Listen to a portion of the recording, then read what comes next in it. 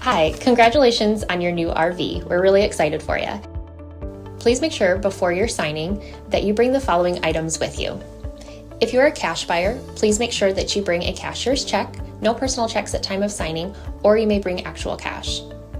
If you're a finance customer, please make sure that you bring proof of insurance listing your specific lien holder. If you need that information, please call us ahead of time.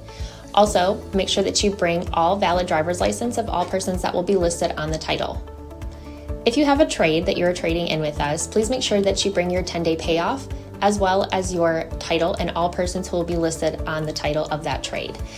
Arrive 30 minutes early before your appointment time so we can properly inspect your unit, and also make sure that you have the fridge on and running prior to arrival.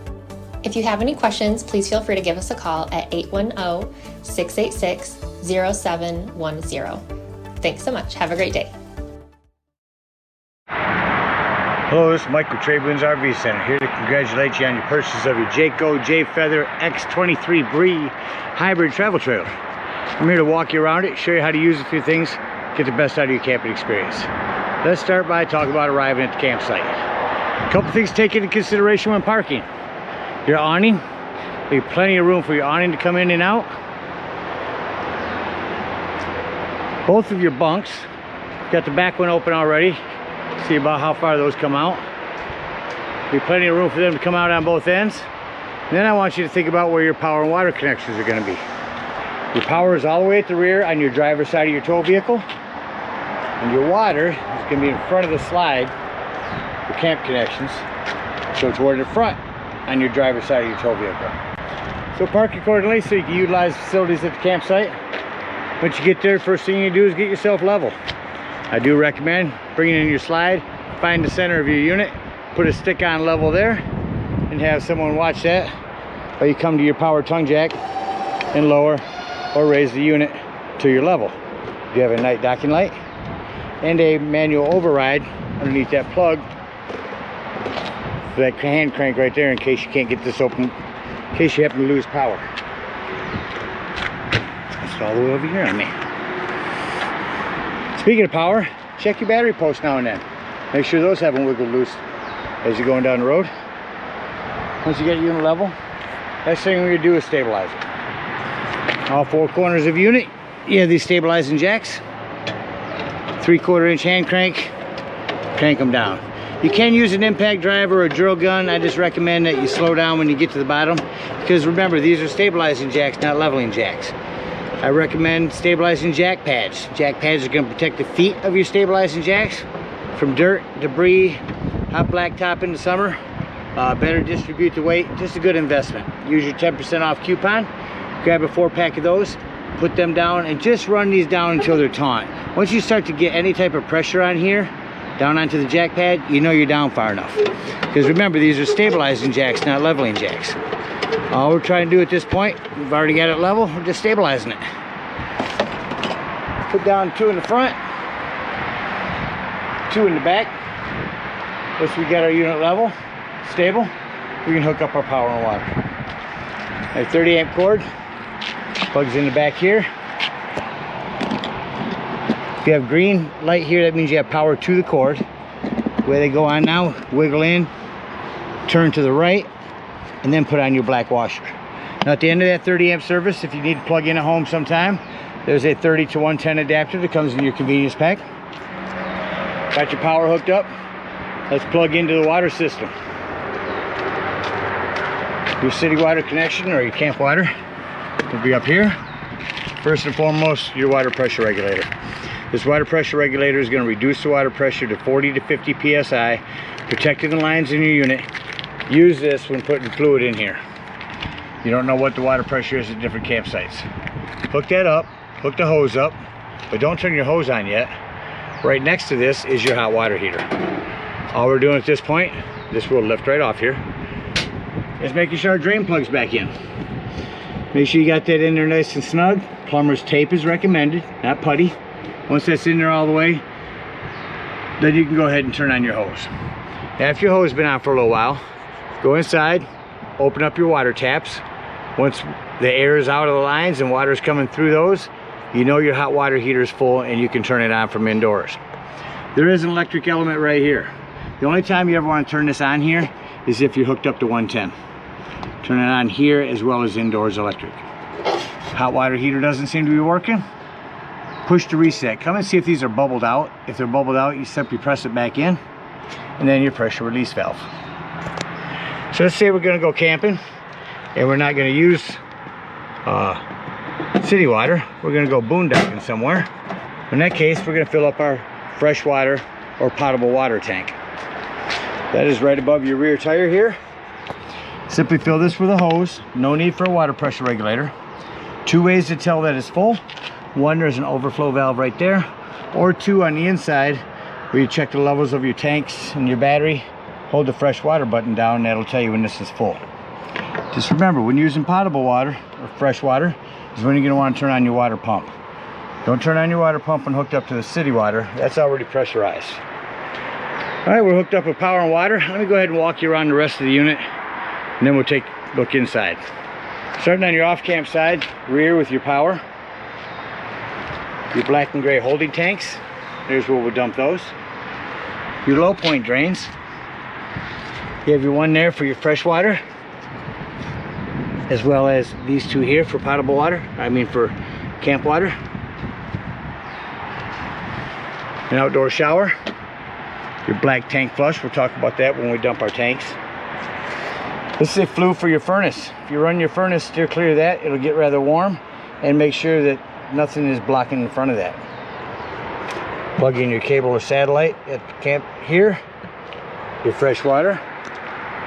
I want to mention on the slides, on these wipers here, the way to add longevity to the life of these is to keep them pliable. They have a spray that you can actually spray on these that makes them stay pliable over time. Again, your city water connect. Hot water heater. Pass-through storage here with one-touch lighting. The unit's prepped for solar. Plug in a solar panel right there, and it'll trickle charge your batteries. Battery posts. Your propane is on a regulator. Simply point it toward the tank you wish to be using. Does have a cover. Coming around your campsite, there's your big pass-through storage. Your hand crank, this is a docking light for the front here. These blue lights. All of your hitch work. Here is a light for underneath the steps so you can see when you're coming in at night. All prepped for a TV out here. You can set a table out here, plug your TV in here, put your cable there, and don't miss the game. Here's a lip to set a grill on. There's your quick connect LP. Your rear stabilizing jacks. Your spare tire. Your unit's also prepped for a Furion backup camera up there. Device you purchased from our store that sits on the dash of your tow vehicle, giving you a backup camera. I've already opened up your rear bed. Before we go inside, let's open up the front. These will be locked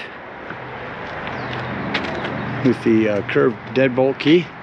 Once you've got these undone, simply reach up here, pull this open, let it set down gently. There's a handle you can do that with on the other side. Go around and pull your canvas down here. No, it's not a canvas, it's polypropylene now. Stepping up inside your unit. So your bed would look like that when you're traveling. Simply unhook up here. Unhook on this side.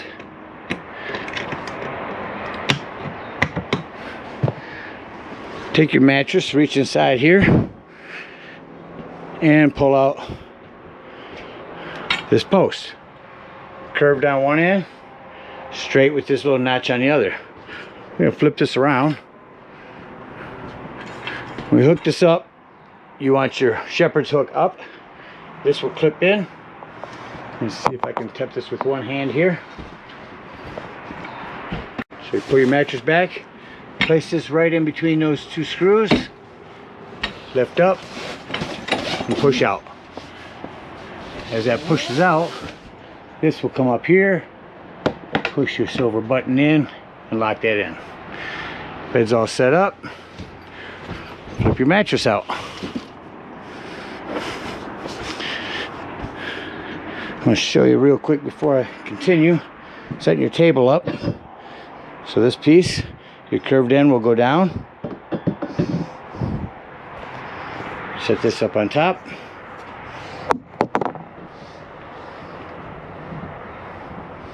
See the end of it there.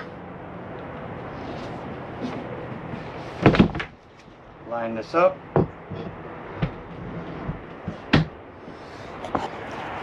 There's your table. You can also take that bar out, set this table down on these, put your back cushions on top, gives you another sleeping area.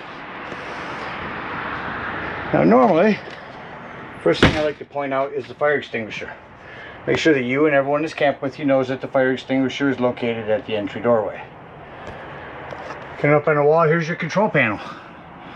So there's your brand new battery. There's the freshwater button I said you can hold down when using filling your potable water. Black and gray tanks. Here's where you turn on your water heater if hooked up to electric. Remember, if you're hooked up to 110, turn it on out there as well as here. Your water heater if hooked up to gas. Your water pump if using your potable water. There's an awning light, living room lights, slide extension, and awning extension. I'll run your awning out real quick for you. Here's your awning light. I'm going to show you how far to run these awnings out.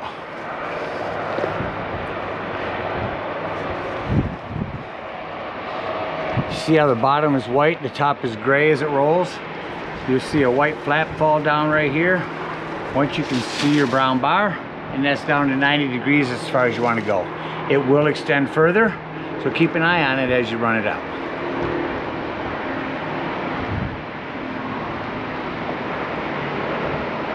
Bring that back in here. Shut off your awning light.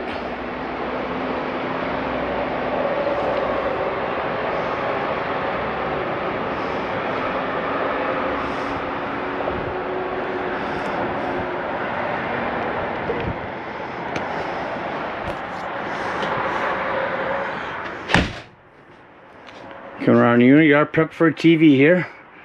Up here you will set this to cable or satellite, whatever you're using. Self-explanatory microwave. Cooktop has a fan and a light.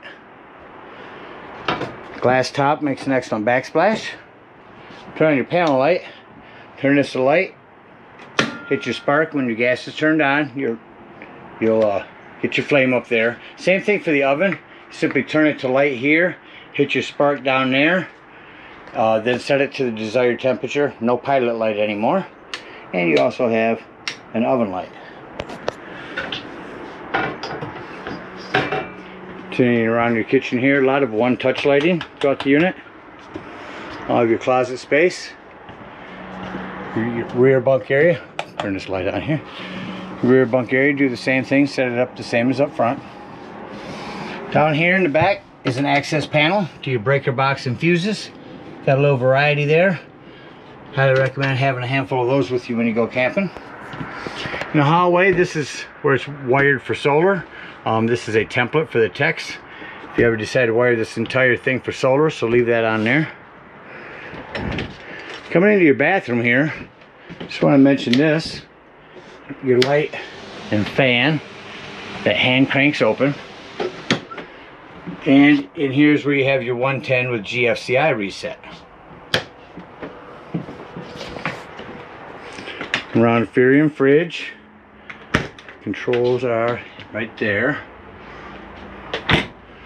Your thermostat, turn that on, or that kick on. Now I shut that off. You'll notice it takes a few minutes for that fan to shut off. Whereas your AC unit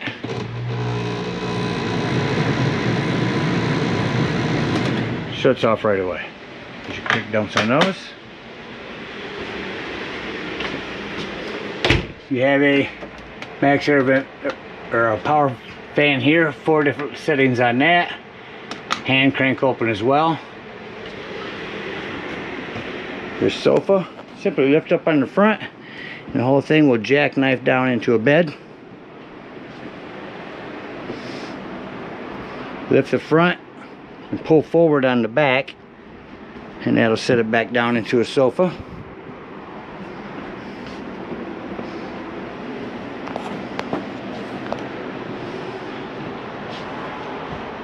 I'm looking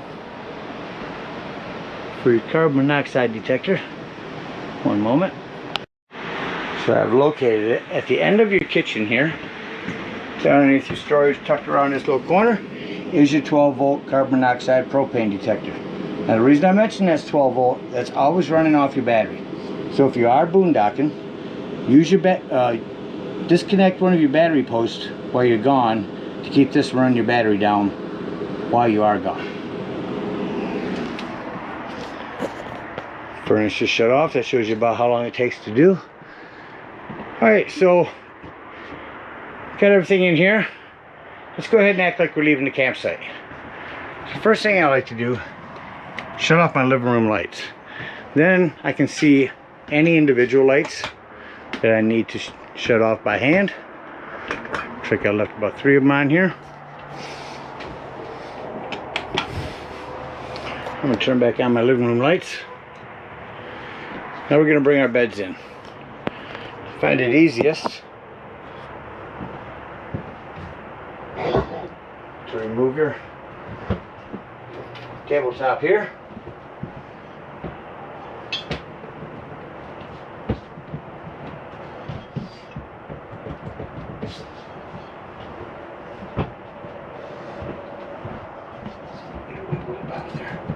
There it goes. So we're just going to reverse this process. We're going to pull our mattress up out of the way. Push in on this. Pull our bar forward. Let it lay down like that. Unhook it. Put our bar back inside our cushion here. I'm going to lift this mattress up. See if I can leave this where you can see what I'm doing.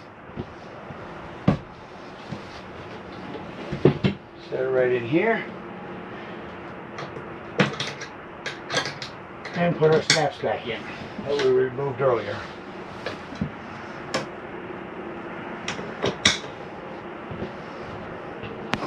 So your mattress will look like that. We go in the back, repeat the same process. So we can set our tabletop down like that. And put your table leg in your storage here. And let's bring our slide in. Doors and drawers. That's my motto. Make sure all doors and drawers are closed. Nothing's going to impede this slide from coming in. And hit slide in. Quick slide. Shut off our interior lights. One more light. And exit the unit. Lock and deadbolt your door. Fold up your steps. At this point, you're going to bring up all of your stabilizing jacks. Now, this is a little easier with 2 people, but I'll try to get this tucked away for you.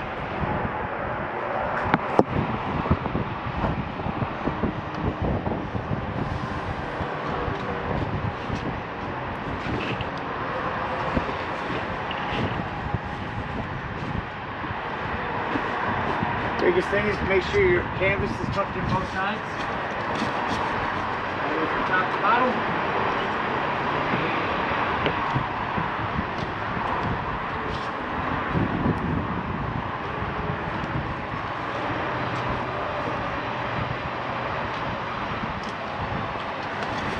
Now if you have someone on each side, everything tucks in good. I'll repeat the process on the other end. Then we'll talk about closing the unit up. Now note, when you set this mattress up back here, you don't have the straps, but you do have all that room back there to tuck this back into. That's going to hold it nice for you when you fold that in. I'm going to set this back down as a bed part, so that'll travel nicely. Right now we're going to dump some water. If you're at a campsite, you dump both those. If you got potable water, you dump that one. Then you're going to come to your hot water heater. You're going to open up this pressure release valve. That's going to dump hot water out of there. Once it's all dumped out of there, there's a little bit left in there from prepping it for you. Once it's all dumped out of there, go ahead and pull your low point drain. Make sure you put your door back on safely. Hook up your hitch, and head on up to the dump station. Now at the dump station, park accordingly. Your dump is going to be all the way at the rear of the unit on your driver's side of your tow vehicle. To arrive, you got a 10-foot hose, comes in your convenience pack. Hook that up and pull our black holding tank. I see your black handle on your right side. After it sounds like it's no longer draining, keep that black handle open, again with your water pressure regulator. Hook up the hose at the dump station to your tank flush. Turn that on, let that run for a good 5 minutes. Wash all that black nastiness out of your black tank. Unhook that hose, close that up, close your black tank, and pull your gray water, holding water. That's going to be cleaner waters. Your sinks and your showers, they'll clean your sewage hose out for you. When you're done, unhook it, attach that back on like this, and conveniently and sanitarily store your sewage hose right in your bumper. Again, we thank you guys so much for your purchase. Hope you enjoy this Jayfeather for many years to come. Happy camping.